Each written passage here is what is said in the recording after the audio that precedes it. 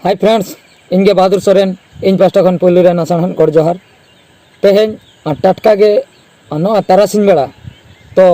आलिया बद बैहड़ सेन नासना दाड़ा बड़ा हेज हुई लेना तो नोतेरे हेज कते जखन बद को कटी तलांग नेल हुईना तो अड़ीगान गे आले सेद रे सितुंग दिन को चाष का मेन दो आयरे ठुड़ को चाष का तो ना चाष को नेल कते मने रे नासना किछि कथा को हेजना ओना जहाँ कथा को उयहर नाम के ओना को नितो नासना नोआ वीडियो माध्यम ते आपे को लई सदर आपया ओना खातिर नोआ वीडियो बनाव हुयुग कना तो चाषबास इदी कतेन गे नोआ कथा दो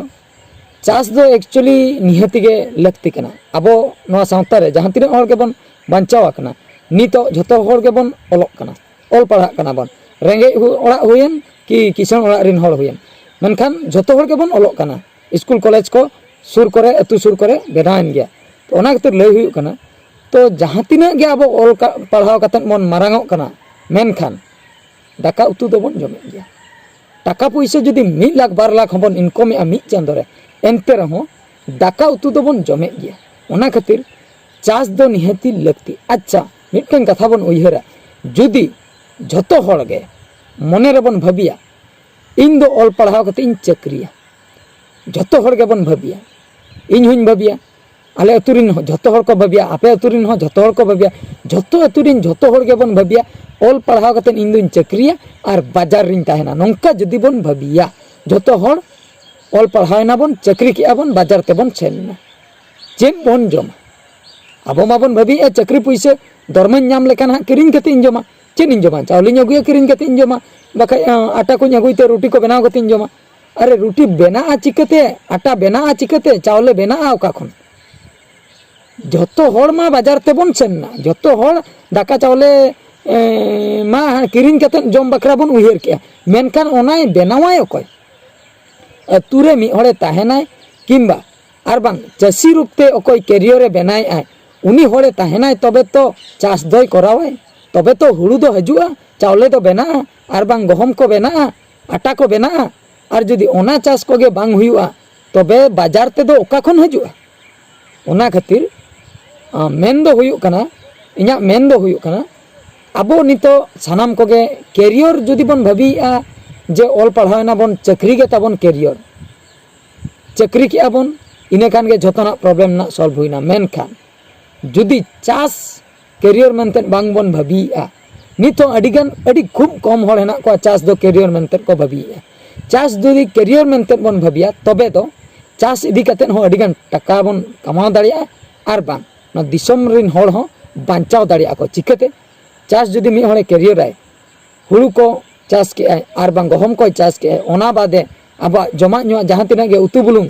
जिनिस मसला को जिनिस जहाँ तिना गे आड़ा साकाम ठे खय आरंभ कतेन आलू पेंयाज को कुबी को बेंगार को ओना को चाष कतेन असूल दाड़िया आर बांग ओना बात कतेन हाकू को चाष दाड़िया को आर बांग ओना बात कतेन डंगरी हो चाष दाड़िया को आर बांग ओना बात कतेन सुक्री हो चाष दाड़िया को ओना बात कतेन मेरम को चाष दाड़िया को सीम को चाष दाड़िया को अड़ी रकम चाष रेना फैसिलिटी मेना का निता जुग रे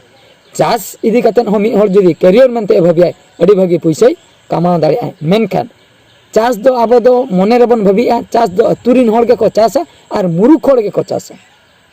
ओनाते इन जुदी नितो इन लैया मिटeng मुरुख हर अतुरिन हर बन तिंगुया और मिटeng चाकरी हर ओल पढ़ाव हर बन तिंगुया अच्छा उनकिन बन कुली किना जे बांचा बकरा चेक लाइनते चला लगती चाकरी लाइनते से अब चाष लाइनते उनकिन जुदी बन कुली किना किंतु उनी ओलो हर दो लैया और जहां हो मी हर जुदी बन कुलिया मालांग दो लैया उनी दो चाकरी लाइनते चला लगती चेदा से चाकरी लेखान टाका पैसा हजुआ जतो हर के माइंड रे हेना ताको चाकरी लेखान टाका पैसा हजुआ इने खान गिन चोड़ा मेनखान उनी दो बाय भाबी के टाका पैसा के सेन हजुआ जम अक्तो रे दो टाका के सोळे काते इन जमा ओना टाका सोळे काते जम लेखान के लाइ दिया जम अक्तो रे दो हा किरिन काते दो ना चावले गे हा किरिन काते अगु हुइया आर बाखान ड्राई फ्रूट को जहाना हेना ओना को अगु हुइया नांडे ना जुदी अमर के बांग ताहेना चासी जुदी बाय चासा चो ड्राई फ्रूट हो बेना चिकते हुड़ू चावले बेना चिकते आर बांग एटा जिनिस जमा जिनिस बेना चिकते ओना खातिर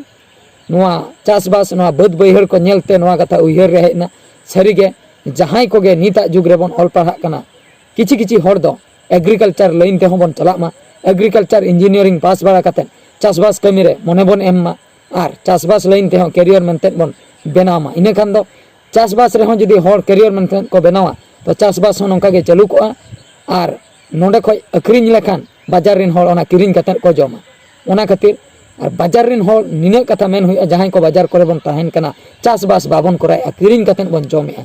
चासी हर दो सारा घड़ी के रेस्पेक्ट तको तबन पे चेदा से उनको मेना कोते अब दिसम रिन हर को बंचाव कना जुदी चासी हर बांग बन सम्मान को बांग बन खातिर को तबे उनी जुदी जमा गे बंदाय चासबास गे बंदाय तबे अब बंचा बन चिकते जमा बन चे